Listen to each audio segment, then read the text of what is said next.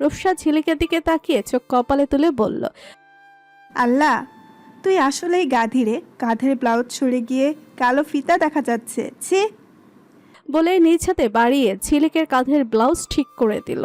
ঝিলিক লজ্জায় মরে যায় যায় অবস্থা। ছি, সে ভেবেছিল তুষার ভাই কি তাহলে তাকে এভাবে দেখে ফেলেছে? এই মুখ সে আর তুষার ভাইয়ের সামনে দেখাতে পারবে না। বিষয়টি খুবই লজ্জাজনক। রূপসা ঝিলিককে বলল, মনে হয় তুষার ভাইয়া দেখে গেছে, তাই কিছু না বলে চলে গেছে। ঝিলিক লজ্জায় কিছু বলার ভাষা খুঁজে পেল না। তিতলিকে নামানো হলো পরপরই। মাথায় লম্বা দোপাট্টা দেওয়া, দুর্বল শরীর নিয়ে হাঁটার মতো শক্তি পাচ্ছে না মেয়েটা। দিন দুনিয়ার কোনো খবর নেই, শুধু ঘোমটা নিচে চোখের পানি ফেলে বন্যা বানিয়ে ফেলছে। নিধি প্রিমা দুজন দুপাশ থেকে ধরে বাইরে নিয়ে এলো। ঝিলিক রূপসা সহ ড্রয়িং রুম থেকে বড়রা সবাই পিছু পিছু চলে এলেন বাইরে। বউকে আনতে দেখে ফারাজ খান বসা থেকে হুট করে উঠে দাঁড়ালো। শীতল নয়নে কতক্ষণ যে তাকিয়ে থাকলো কে জানে। যদিও লম্বা দোপাট্টা নিয়ে রমণীর পুরো মুখ ঢাকা। ফারাজ উপর থেকে নিচ পর্যন্ত খুঁটিয়ে খুঁটিয়ে সব দেখলো। পিচ্ছি লাগছে না, একদম একদম বউ বউ লাগছে। আশেপাশে কিছুই তার নজরে নেই। পাশ থেকে আলবি ফিসফিস করে বলে ওঠে, হয়েছে, আর তাকাস না। তোর চোখের দৃষ্টি ভালো না। যেভাবে কুদৃষ্টিতে তাকিয়ে আছিস, মেয়েটা তোর সামনেই হাওয়া হয়ে যাবে। তখন বাসর ঘরে যাওয়ার আগেই বিয়ে করার শখ মিটে যাবে। তৎক্ষণাৎ কাজী সাহেব কাগজপত্র নিয়ে এসে হাজির হয়ে ফারাজের সামনে বসলেন। তিতলিকে ফারাজের পাশাপাশি ঝাড়বাতির মতো দেখতে ফুলের পর্দার আড়ালে বসানো হয়েছে। বিয়েবাড়ির সকল মেহমান ও বরযাত্রীরা গোল হয়ে ওখানে একত্র হয়েছে। কাজী সাহেব সর্বপ্রথম নিকা খুতবা পাঠ করলেন। নিকা খুতবা শেষে কাজী আর দেরি না করে বিয়ে পড়ানোর কাজ শুরু করলেন। তৌসিফ শেখের একমাত্র কন্যা তিতলি তেহরিন শেখকে 1,01,00,000 দেনমহল ধার্য করিয়া বিবাহ করতে আপনি রাজি আছেন? রাজি থাকলে বলো বাবা। আলহামদুলিল্লাহ, কবুল। ফারাজ একটু সময় নিল না, কাজী বলার সঙ্গে সঙ্গে বলে উঠল। পাঠটা 3বার সম্মতি নেওয়ার পর কাজী সাহেব একটা কাগজ এগিয়ে দিয়ে বললেন, এবার কাবিননামায় সাইন করুন। ফারাজ তা হাতে নিয়ে ভালো করে পড়ল, তারপর দ্রুত সাইন করে দিল। তার এখন 1 মিনিট দেরি করার সময়ও নেই। পাটে থেকে সাইন নিয়ে কাজী সাহেব সহ সকলে তিতলির সামনে এসে বসলো। মেয়েটা আদৌ এখনকার কিছু শুনছে কি না আল্লাহ ভালো জানেন। হাতের বাজে হাত গুজে পাথরের মতো বসে আছে। কাজী সাহেব একইভাবে নিজের মতো শুরু করলেন। আফজাল খানের বড় পুত্র ফারাজ খানকে বিবাহ করতে আপনি রাজি? রাজি থাকলে বলো মা। আলহামদুলিল্লাহ, কবুল। যা কইতে কইছি তাই কও দাদু, নাতনির মন হয় লজ্জা। 4 মিনিট পেরিয়ে গেল, তাও কোনো শব্দ আসলো না। ফরিদা বানু সেখানে উপস্থিত। তিনি নাতিনের কাছে গিয়ে হেসে পড়লেন। তিতলি আবার নড়ে চড়ে উঠল। এতক্ষণ যেন কোনো জনমানবহীন কোনো মরুভূমিতে চলে গেছিল সে। আশেপাশে সব পরিস্থিতি বুঝতেই ফুফিয়ে কেঁদে উঠল ঘোমটার আড়ালে। কাজে তাড়া দিচ্ছেন। তৌসিফ শেখ এবার এগিয়ে গেলেন। মেয়ের মাথায় পরম স্নেহে হাত রেখে কোমল স্বরে বললেন, বলো আম্মু, মন থেকে বলো আলহামদুলিল্লাহ, কবুল। বাবার স্পর্শে ফুফি উঠল তিতলি। সহসা কান্নাজড়িত কণ্ঠে বলে উঠল, আমি আমি বলবো না। সম্পূর্ণ শব্দ উচ্চারণ করতে পারল না, কাঁদতে কাঁদতে হেসকে উঠে গেছে। মেয়ের কান্না দেখে তৌসিফ শেখ ভীষণ আশ্বাস দিয়ে ফের বললেন। কবুল বলো আম্মু। তিতলির কান্নার শব্দরা বাড়ল না, ধীরে ধীরে তা কমে গিয়ে গলার কাছে চেপে গেল। যাকে চেয়েছিল খুব করে তাকে তো পায়নি, এখন কাকে জীবনের সাথে জড়াচ্ছে। কত করে চাইলো বিয়েটা ভেঙে যাক, না, আল্লাহ তার কথা শুনল না। জিভ দিয়ে ঠোঁট ভিজিয়ে নেয় মেয়েটা। কান্না থামলেও কান্না আসছে ভীষণ। নত করে রাখা মুখটা আরো বেশি নত হলো। কান্না জড়িত কণ্ঠে বলে ওঠে, কবুল। 3 শব্দের বাক্যটা উচ্চারণ করতে গিয়ে টকটকে লাল লিপস্টিক দেওয়া অধৈর্য গোল টিটটির করে কেঁপে উঠল রমণীর। ফারাজ কখন থেকে অধীর আগ্রহে বসে আছে। বিয়াতব মেয়েটা তাকে তত অধৈর্য করে তুলছে। কবুল বলতে কেন দেরি করলো? আজ সুদে আসলে উসুল করবে। এরই মাঝে কাজী সাহেব আবার বললেন, 3বার বলতে হয় মা, আরো 2বার বলো।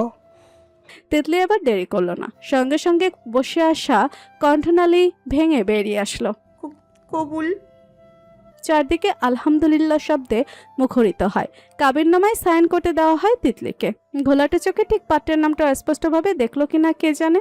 কাপা হাতে অনেক কষ্টে নিজের নামটা লিখলো। সবশেষে কাজে নিজের দাড়িতে হাত বুলিয়ে দিয়ে বললেন, আলহামদুলিল্লাহ, বিবাহ সম্পন্ন হলো। ইসলামিক শরিয়াত মতে আজ থেকে আপনার স্বামী স্ত্রী। স্বামীকে সবসময় সম্মান করবে, কখনো স্বামীর কথার অবাধ্য হবে না। আরও কিছু বলে নবদম্পতির সুখ শান্তি কামনা করে দীর্ঘ এক দোয়া পাঠ করলেন কাজী সাহেব সহ উপস্থিত সকলে। দোয়া শেষে কাজী উঠে দাঁড়ালেন। ফারাজের অদ্ভুত সব অনুভূতি হচ্ছে। বিয়ে নিয়ে অতটা সিরিয়াসভাবে কখনো ভেবে দেখা হয়নি, কিন্তু অবশেষে সত্যি তার বিয়ে হয়ে গেছে। আজ থেকে আরও একজনের দায়িত্ব তার কাঁধে। এবারেই পিচি বিয়াদব বউটাকে সে কাঁধে তুলে মানুষ করতে হবে তার। ভাবা যায়, ফরিদা বানু ঘর থেকে মিষ্টি এনে সবাইকে মিষ্টিমুখ করালেন। তার জন্য খুশিতে তর্স হয়েছে না। নাজ্জামাইকে এসে বললেন, বউডার মুখটা একটু চাইয়া লও না জামাই, দেহ কেন লাগতাছে। তুমি জিতা গেছো, আমার নাতনি কিন্তু লাখে একটা।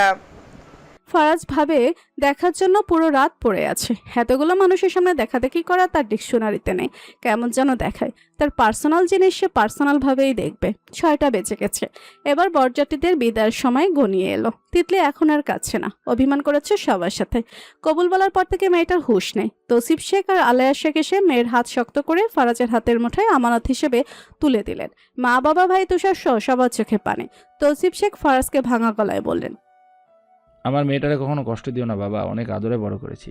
আজ নিজ হাতে তুলে দিলাম তোমার কাছে। যদি কোনোদিন কোনো ভুল করে সোজা আমার কাছে এসে বলবে, তাও কোনো কষ্ট দিও না। তৌসিফ শেখের কথা শুনে উপস্থিত সবার চোখে পানি জমল।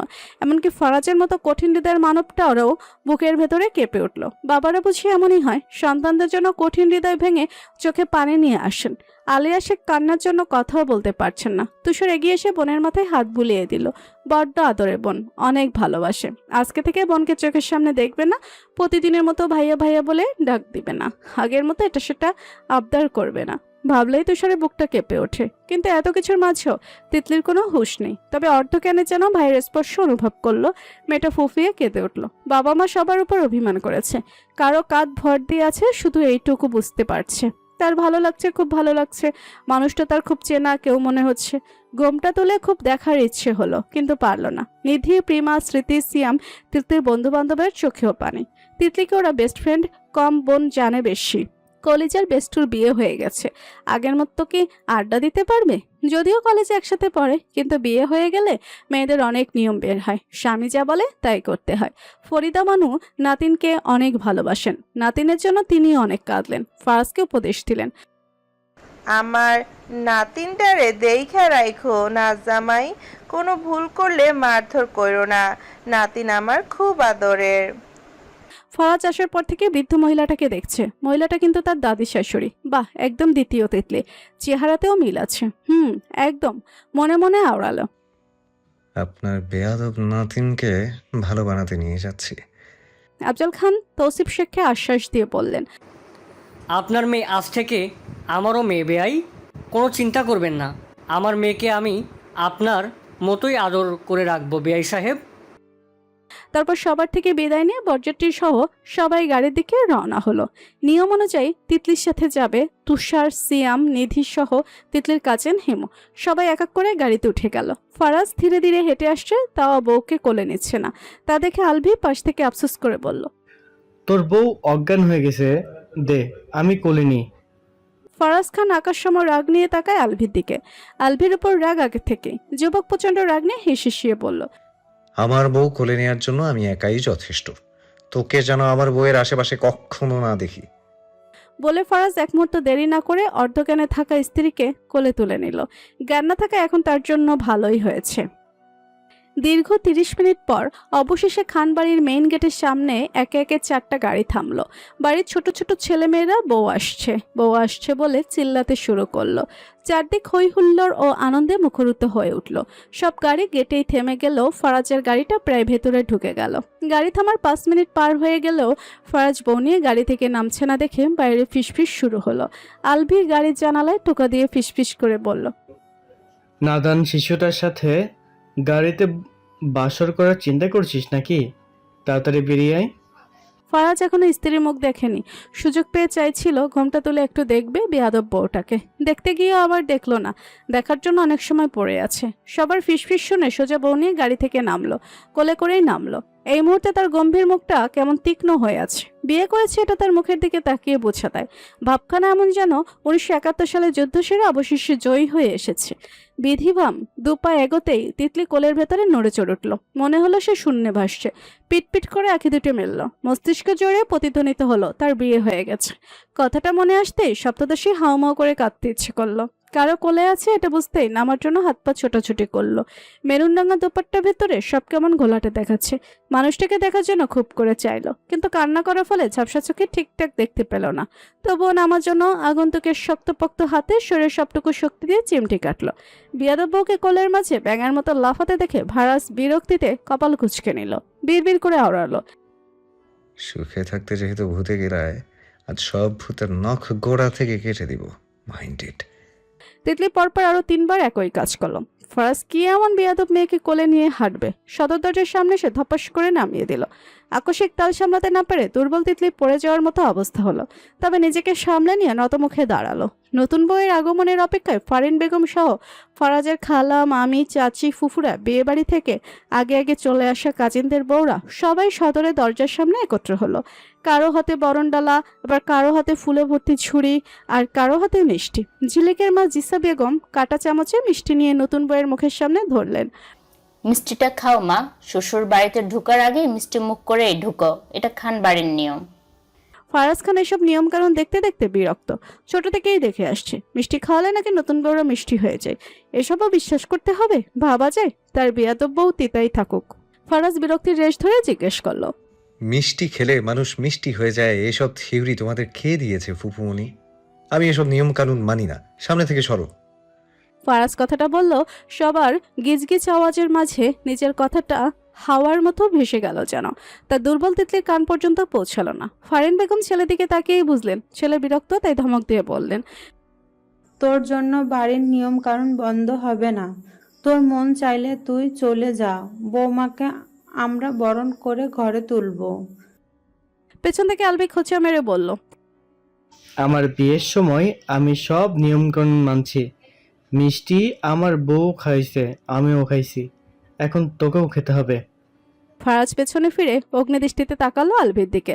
আলভি একটুও ভয় না পেয়ে মেকি হেসে বলল, তোরে আমি ভয় পাই নাকি? বইরা হয়ে বিয়ে করছিস, আবার এখন সিরিয়াল নাটকের অভিনয় করছিস। ফুপুমণি যা বলেছে তা কর, না হলে খাইয়ে দে তোর মিষ্টিটা, আমি খেয়ে ফেলি। এমনিতেও আমার ডায়াবেটিস কমে গেছে। আলভির বউ সুমি কোনই দিয়ে আলবিকে খোঁচা দিল। ইতিমধ্যেই ফরাদি থেকে শুনেছে আলবি বিয়েতে মেয়েদের পেছনে লাইন লাগিয়েছে। এটা শোনার পর থেকে স্বামীর উপর রেগে আছে সুমি। আজকে রুমে গেলে সত্যি ঝাড়ুর বাড়ি একটা মাটিতে পড়বে না। বইয়ের রাগ দেখে আলভি একদম চুপ হয়ে গেল। আজকে মনে হয় কিছুমিছু হয়ে যাবে। মনের ভেতর থেকে বলে ওঠে, আল্লাহ রক্ষা করো এই দজ্জাল বউর হাত থেকে, আজকের মতো বাঁচাও। ফারিন বেগমের আনন্দের যেন শেষ নেই। আজকে থেকে সুখে দুঃখে কথার বলার একজন সঙ্গী পেয়েছেন। ছেলে থাকলে থাকুক, না থাকলে নাই। তাই ছেলেকে বললেন, তুই এখনো দাঁড়িয়ে আছিস কেন? চলে যা, তোর নিয়ম কানুন মানতে হবে না। ফরাজ কিছু বলতে গিয়েও পর মুহূর্তে বউকে রেখেই বড়সড় কদম ফেলে সবাইকে পাশ কাটিয়ে ভেতরে চলে গেল। ড্রয়িং রুমে বুড়ো বুড়িরা সোফায় বসে বসে পাঞ্চি পড়ছেন। ফরাজের নানি ছকিনা খাতুন আর নানা হুশিয়ার সাহেব নাতিকে একা ঢুকতে দেখে বললেন, নাত বউটা একলা ফালাইয়া থুইয়া ঘরে ঢুকে গেলি কেন? বিয়ার নিয়ম কানুন সব ভুলে গেলি নাকি? মাস্টারি করিস, বর কোণে এক লগে ঘরে ঢোকা লাগে, এইটা জানোস না? ফারাজ নানা ভাইয়ের কথা শুনে ঘাড় ঘুরে তাকায়। হুশিয়ার সাহেবের বয়স 80 বছর। এ বয়সে এসে কথার জোর এখনো কমেনি। বুড়ো বুড়ো কুচকে আছেন। ছকিনা খাতুন তো রীতিমতো কোমরে হাত দিয়ে দাঁড়িয়েছেন। ফারাজ বিরক্তিতে চেপে রাখলো। নানা নানিকে সম্মান করে ছোট থেকে দাদা দাদির আদর না পেলেও নানা নানির আদর পেয়ে বড় হয়েছেন।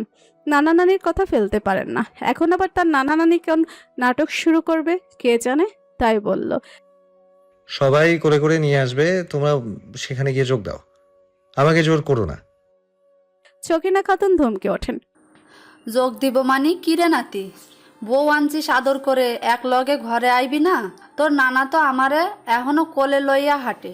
তুই এত বড় ধামড়া শরীর লইয়া নাত বউরে কোলে কইরা আনতে পারিস না? যা বউরে লইয়া আয়। ফরাজের কপালের রগ দপদপ করে। বিয়ে করেও শান্তি নেই। যার জন্য তার এত অশান্তি, তাকেও সে শান্তিতে থাকতে দিবে না। তার সাথে অশান্তি নিয়ে গোটা জনম কাটাতে হবে। এদিকে এই বুড়ো বুড়িদের নিয়ম কানুনের ঠেলায় সে অতিষ্ঠ। মুখে কিছু না বলে আবার পা বাড়ায় সিঁড়ির দিকে। ছকিনা খাতুন আবারও ডেকে বললেন, এই নাতি, দাঁড়া কইতাছি, বউরে কোলে কইরা ঘরে লইয়া আয়। তোর নানা আমারে বিয়ার দিন কোলে তুলছে যে আর নামায় নাই। হুশিয়ার সাহেব পাশ থেকে বললেন, ঠিকই কইছে তোর নানি। 56 বছর আগে কোলে লইছি, এই যে এখনও লইতে ইচ্ছে করে, তাই কাঁধে লইয়া বেড়াই। তুই জোয়ান পোলা, বউরে কোলে লইয়া ঘরে ঢুকতে পারস না? ফারাজের সহজ স্বীকারোক্তি। পারবো না। ছকিনা খাতুন সিঁড়ির দিকে তেড়ে আসলেন। পারবি না মানে কি? হুশিয়ার সাহেবের নাতি হইয়া এই কথা কইতে পারিস? নানা নানির কথা শুনে ফারাজের খুব হাসি পেল, তবে হাসলও না, হনহনিয়ে চলে গেল। তার নানার বাড়ি টাঙ্গাইল, তাই কথাবার্তা এমন। ফারাজ রুমে গিয়ে গায়ের কোট পাঞ্জাবি খুলে সোজা ওয়াশরুম থেকে গোসল সেরে এসেছে। এই গোসলটাই যেন এই মুহূর্তে প্রয়োজন ছিল। দেহের সব ক্লান্তি দূর হয়ে গিয়েছে। খিটখিটে মেজাজটা আগের তুলনায় অনেকটা ফুরফুরে লাগছে। শার্ট প্যান্ট পরে বিছানায় বসে এক মনে কিছু একটা ভাবলো। পিচ্চি মেয়েটা কি এখনো জানে না বিয়েটা যে তার সাথেই হয়েছে? তাকে কিনা চিনে বিয়ে করে ফেলেছে নাকি? এখন যদি তার জায়গায় অন্য কেউ হতো, ভেবেই এক অজানা কারণে এই যুবকের মাথায় তালু গরম হচ্ছে আগে। অবদ্ধ বেয়াদব মেয়ের কত বড় স্পর্ধা! তাকে জ্বালিয়ে অন্য কাউকে বিয়ে করার স্বপ্ন দেখে। এর শেষ তো সে দেখেই ছাড়বে। তিতলিকে বরণ করে ড্রয়িং রুমের সোফায় বসানো হয়েছে। আশেপাশের সমস্ত মানুষ বউ দেখতে চলে এসেছে। তাকে ঘিরে বসে আছে সকল আত্মীয় স্বজনরা। সবাই বউ দেখে চলে যেতে ফারাজের নানা নাতি নাতবউকে দেখার জন্য সেখানে বসলো। পাশ থেকে ঝিলিকের মা জিসা বেগম তিতলির ঘুমটা তুলে পরিচয় করিয়ে দিলেন। এরা হচ্ছে তোমার নানা শ্বশুর আর নানির শাশুড়ি, সালাম দাও। তিতলি চোখের সামনে দুজন বুড়ো বুড়িকে দেখতে পেল। বুড়িটা একদম তার দাদুর মতো। তিতলি মা, বাবা, ভাই, দাদুর সবার কথা আবার মনে পড়ল। তার দাদু বলছে সেখানে গিয়ে সবাইকে সালাম দিতে, সম্মান করতে। মেয়েটা ফুফিয়ে উঠল। গাঢ় কাজল দেওয়া চোখ জোড়া কাদার ফল স্বরূপ আরো বেশি মায়াবী দেখাচ্ছে। নিজেকে সামলে তিতলি ভাঙা গলায় সালাম দিল। আসসালামু আলাইকুম। ফারাজের নানি ছকিনা খাতুন ও নানা হুশিয়ার সাহেব হাসি মাখা মুখে বললেন, ওয়ালাইকুম সালাম। ছকিনা খাতুন তিতলির গাল টেনে দিয়ে বললেন, মাশাল্লাহ, নাতবউ তো ভারী মিষ্টি গো।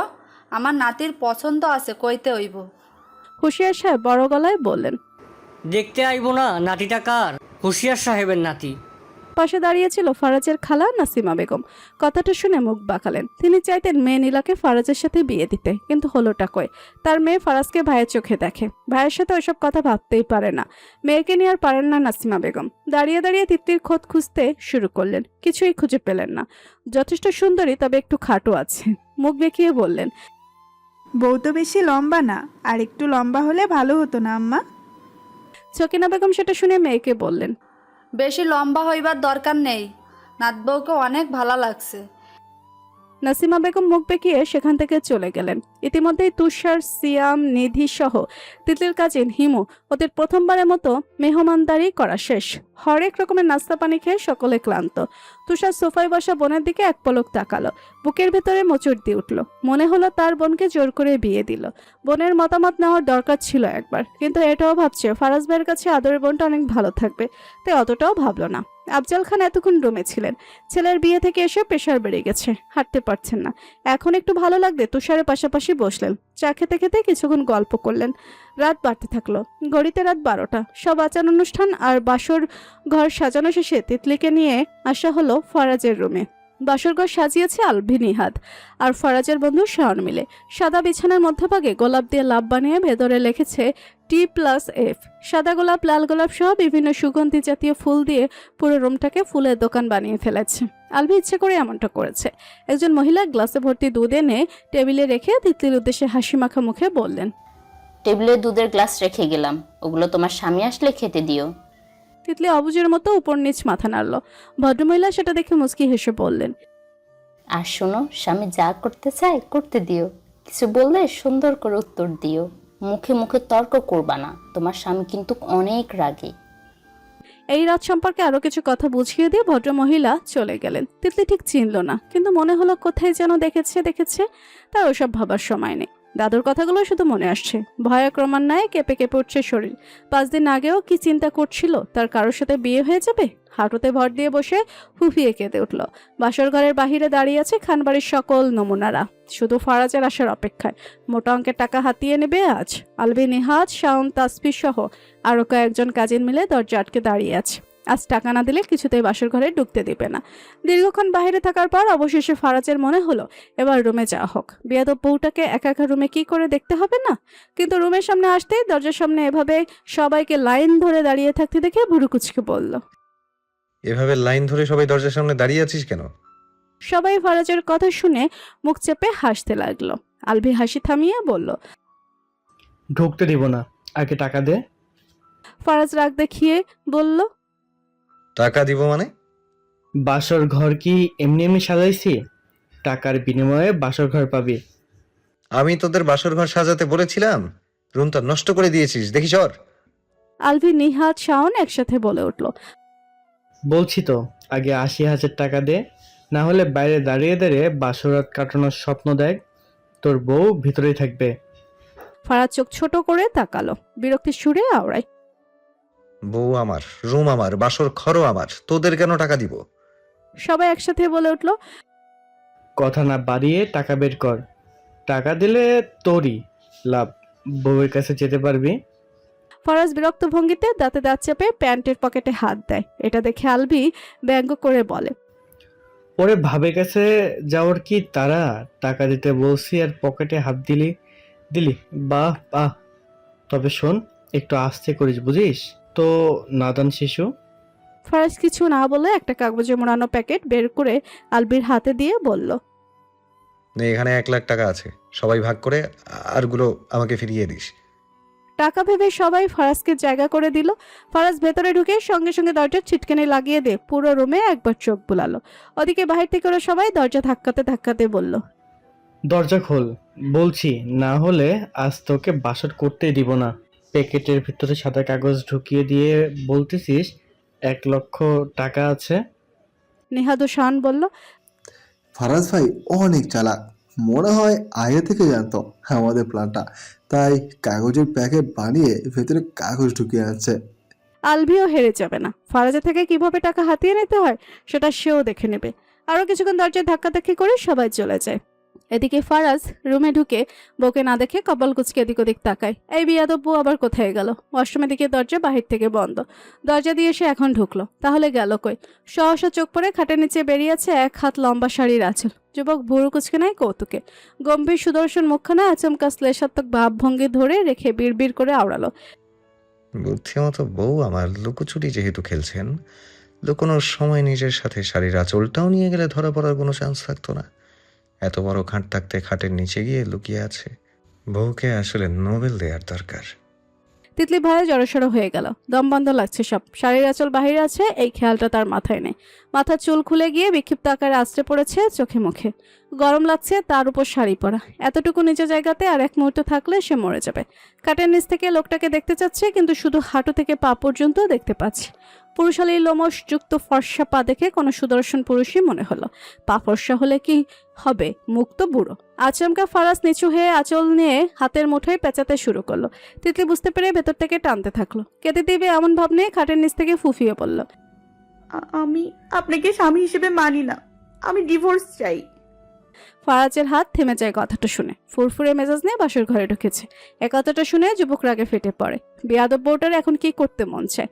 আগে বের করে আনুক, শুধু তারপর ডিভোর্স কিভাবে দেয় সেটা প্র্যাকটিক্যালি বুঝিয়ে দেবে। হাতের মুঠে আঁচলটা নিয়ে জোরে এক টান দিল। তিতলি কেঁদে দিয়ে নাক টেনে বলল, ও ছাড়ুন, আমি অন্য কাউকে ভালোবাসি, আপনি আমাকে ছোবেন না একদম। ফারাজ খাটার নিচে নিচু হয়ে তিতলির হাত ধরে টান দিল। তিতলি ভয়ে চোখ মুখ খিচে ফেললো। হাত ছাড়ানোর জন্য মেয়েটা অচেনা স্বামীর হাতে কামড় বসিয়ে দিয়ে কাঁদতে কাঁদতে বলল, আপনি আমার দেহ পাবেন কিন্তু মন পাবেন না। ইঁদুরের দাঁতে জোর আছে। ফারাজের লোমযুক্ত হাতে দাগ করে ছাড়লো। পুরোপুরি বাইরে এনে ফারাজ কাপড় ট্রাক দেখে হিসিয়ে বলল, মন চাই না আমার, দেহও চাই না। যেটা আমার সেটা আমারই। সো চাওয়া পাওয়ার তো কোনো প্রশ্নই ওঠে না।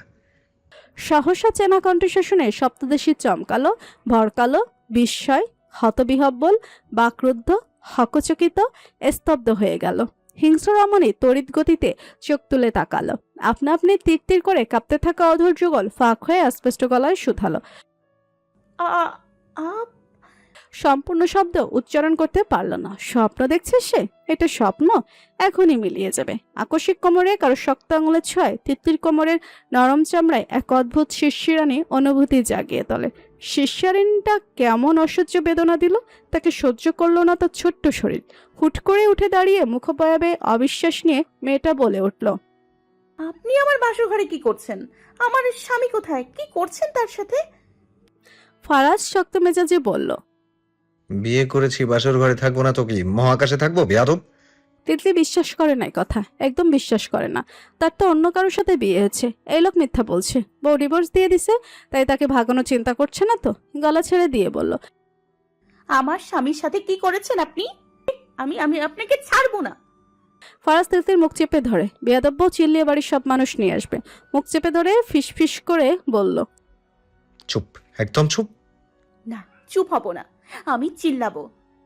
যুবক এক মুহূর্ত দেরি না করে তিতলিকে টেনে হিঁচড়ে কাঁধে তুলে নিল। ছাড়ুন, উফ, আমাকে কোথায় নিয়ে যাচ্ছেন? শাস্তি দিতে। ফারাজ পুরো রুমের ভেতরে এদিক ওদিক হেঁটে এসে তিতলিকে সোজা বিছানায় ধপাস করে ফেলে দিল। ফারাজ খান তার বেয়াদব বউকে কাঁধ থেকে নামিয়ে ধপাস করে বিছানায় ফেলে দিল। শার্টের বোতামে আঙুল ঘুরাতে ঘুরাতে যতটা ঝুঁকা যায় ঠিক ততটাই ঝুঁকলো ওর মুখের কাছে। কণ্ঠে খাদ নামিয়ে ফিসফিস করে বলল, খাটের নিচে বসে বসে তো ভালোই সাহস আসছিল মুখে। ডিভোর্স চাই? এখন আমার চোখে চোখ রেখে বলো দেখি তোমার সাহসের নমুনা। তিতলির ভয় করছে। এত কাছ থেকে ফারাজকে দেখে কাঁপছে সর্বাঙ্গ। ঠোঁট দুটো অনবরত কাঁপছে। শ্বাস প্রশ্বাসের গতি তীব্র। ফারাজের শরীরে তীব্র পুরুষালী সুবাস আর ভারী রাজকীয় উপস্থিতি নিমেষে অবশ করে দিল তার চারপাশ। এই মুহূর্তে মস্তিষ্ক জুড়ে কয়েকশো প্রশ্ন ঘুরপাক খাচ্ছে। তার তো অন্য কারোর সাথে বিয়ে হয়েছে, সে তো স্বামীকে দেখেনি। আর যদি কোনোভাবে ভাল্লুকের সাথেই তার বিয়ে হয়ে থাকে, তাহলে কেউ তাকে বলেনি কেন? ভাল্লুক তাকে নিজ মুখে বলেছে বিয়ে করবে, তাহলে কি তার সাথে বিয়ে হওয়ার কথা বলেছে? তুলতুলে ভালো লাগায় ভরে গেল বুকটা। তার ফারাজ এখন শুধুই তার। ভেবেই সপ্তদশীর মনে মনে খুশিতে লাফিয়ে লাফিয়ে নাচতে ইচ্ছে করে। ডিজে ভাল্লুক ধুম ধুম ধুম, ডিজে ফারাজ লা লা লা লা লা, ডিজে ভাল্লুক সরি ধুম ধুম ধুম ধুম ধুম। গানটা সে নিজেই বানিয়েছে। বেয়াদব বউকে কিছু না বলে গভীর ভাবনায় মত্ত দেখে ফারাজ বাঁকা হাসল। সহসা তিতলির মোলায়েম দুহাত বিছানার দুপাশে চেপে ধরে যুবক কপট ট্রাক দেখিয়ে হিসিয়ে বলল, এখনো মনে হচ্ছে তোমার স্বামী অন্য কেউ? নিজের স্বামী চিনো না বেয়াদব? চোখ কোথায় থাকে তোমার? তিতলিকে কেঁপে উঠতে দেখে ফারাজ ট্রেপ রাগ দেখিয়ে বলল, নাকি এখানে আমি ছাড়া অন্য কেউ আছে যে তোমার চোখে পড়ি না আমি? তিতলি ভয়ে কাঁপছে। কথা বলার জন্য ভাষা খুঁজে পাচ্ছে না। গলায় বুঝি সব শব্দরা আটকে গেল। এত কাছ থেকে ফারাজকে কল্পনা করেনি। চোখ তুলে এই ধারালো নেত্রদয় অবধি পৌঁছাতে তার দৃষ্টিযুগল বিফল হলো। একদমই করেনি কল্পনা। তাও কাপা গলায় মুখ ফসকে যা পারল বলল, আমি আমি বিশ্বাস করি না আপনাকে। আমার স্বামীকে ডাকুন, বাসর করতে হবে তো আমাদের। ফারাজ ভুরু কুচকালো কৌতুকে। কাগজে কলমে গোটা সমাজকে জানিয়ে বিয়ে করে আনার পর বেয়াদব্য বলছে তাকে স্বামী হিসাবে বিশ্বাস করে না। এসব শুনলে কি মেজাজ ঠিক থাকে? এখন তার মেজাজও ঠিক নেই। এখন দুগালে 3-4টা থাপ্পড় বসাতে পারলে মনটা শান্ত হতো, কিন্তু সেটা করা যাবে না। মুখের কথা যেহেতু বিশ্বাস করে না, অন্য কিছু করে দেখাতে হবে। ফারাজ আচানক তিতলির শাড়ির আঁচলে হাত বাড়াতে গেলেই তিতলি আতকে ছিটকে দূরে সরে যায়। ফারাজ চোখ ছোট করে তাকাতেই তার চিবুক গিয়ে গলদেশে ঠেকল। কণ্ঠে ভয় লজ্জা সব একত্র হলো। শাড়ি টানছেন কেন?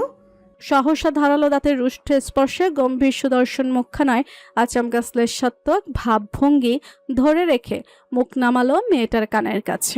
অতঃপর হিসিয়ে আওড়ালো, একটু আগে বললে না তুমি বাসর করবে? তোমার তো অনেক শখ বাসর করার, তাই না? তাই আমিও ভাবলাম বাসর করলে মন্দ হয় না। আমি ভাঁড় ছেড়ে দিলে তো আমার লোড সামলাতে পারবে তো? তিতলি যতই ফারাস ফারাস করুক, দাদুর মুখে ওসব শোনার পর থেকে বাসর সম্পর্কে ভয় কাজ করছে। এখন তাকে কে বাঁচাবে? সে তো ভাল্লুকের কাছে বন্দী। না না না, আমি আমি আমি আমি চিল্লাবো। ফারাজ ভুরু নাচিয়ে শুধালো, তো আমি কি তোমাকে নিষেধ করেছি? সবাইকে ডাকো, তারপর বলো তোমার স্বামী তোমার শাড়ি ধরে টানছে। এতে লজ্জা কার হবে, আমার নাকি তোমার? তিতলি সহজ সরল স্বীকারোক্তি। আমার লজ্জা হবে। ফারস সে কথা আদৌ শুনল না কিনা কে জানে। বেয়াদব বউকে সত্যি সত্যি বাসর দেখানোর জন্য সামান্য ঝুঁকে এলো। ঠোঁটের কোণে বাঁকা এনে আচানক ঠান্ডা নিরেট হাতখানা তিতলির কোমর ছুল। যখনই শিউরে উঠল তিতলির সমস্ত কাপা দেহ। বক্ষ স্পন্দন আকাশ ছুল অমনি। অনুভূতিরা মেঘ ছিদ্র করে পালালো তখন। অশান্ত মন স্থির অবিচল হল। ফারাজের হাত থেমে নেই। ডান হাতের মধ্যমা তর্জনী 2 আঙুল স্লাইড করে নেমে যাচ্ছে কোমরের ভাঁজে। তিতলি চোখ বুজে আসতে চায়, চোখ খুলে রাখতে পারে না, সুরসুর করছে পুরো শরীর। তিতলি গাল বেঁকে পৌঁছায় কানের কাছে। আপনার হাত নামান, মরে যা। ফারাজ প্রতিমধ্যেই কথা কেড়ে নিয়ে বলল, কেন, বাসর করার শখ মিটে গেছে? আমি আমি আমি নিঃশ্বাস নিতে পারছি না। সামান্য ঝুঁকে আসাতেই এই অবস্থা হলে গোটা আমাকে সামলাবে কিভাবে? বলে ফারাজ কোমর থেকে হাত সরালো। তখনই শব্দতে সেই হাঁপ ছেড়ে বাঁচল যেন। তৎক্ষণাৎ বুক ফুলিয়ে বড় বড় নিঃশ্বাস ছাড়ল। ফারাজের খোঁচা মারা কথা গায়ে মাখল না। অভিমানে মেয়েটার কণ্ঠ আষ্টে পিষ্টে জড়িয়ে এলো। আপনি তো আমাকে দেখতে পারেন না, তাহলে বিয়ে করেছেন কেন? কি করব, আমার শ্বশুর তার বেয়াদব মেয়েকে আমার ঘাড়ে জোর করে চেপে দিয়েছে। আমিও মায়া দেখিয়ে আর না করিনি, বেয়াদব দেখে মায়া হলো। বেয়াদব মেয়েদের প্রতি আমার আবার কৌতূহল বেশি। নিরুৎসাহিত উত্তরে তিতলি আশ্চর্য বনে গেল। সে বুঝে না লোকটা কে চায়। অবুঝ ভঙ্গিতে বলল, আপনি আমাকে ভালোবাসেন, আমি জানি। প্রশ্ন করে তিতলি খুব করে চাইলো যেন ফারাজ বলবে। হ্যাঁ, আমি তোমাকে ভালোবাসি, তোমাকে ছাড়া বাঁচবো না। হয়নি। তাকে আহত করতে বাক্য উত্তর এলো। তোমার মতো বেয়াদব মেয়েকে শাস্তি দেওয়া যায়, ভালোবাসা যায় না। তিতলির খুব কান্না পেল, নাক ফুলে উঠল। তাও কেঁদে দিবে অমন ভাব নিয়ে বলল, শাস্তি দেন, আমি আমার শ্বশুর আব্বুর কাছে নালিশ করব। আপনার খারাপ ছেলে আমাকে ভালোবাসে না, শুধু ধমকায়। ফারাজ তির্যক হাসল। বিয়াদব বউ বুদ্ধিমতী হতে পারে, কিন্তু তার কাছে সে বুদ্ধি নিতান্তই বোকামি ছাড়া কিছু না। তিতলির কথাই ফিরিয়ে দিল।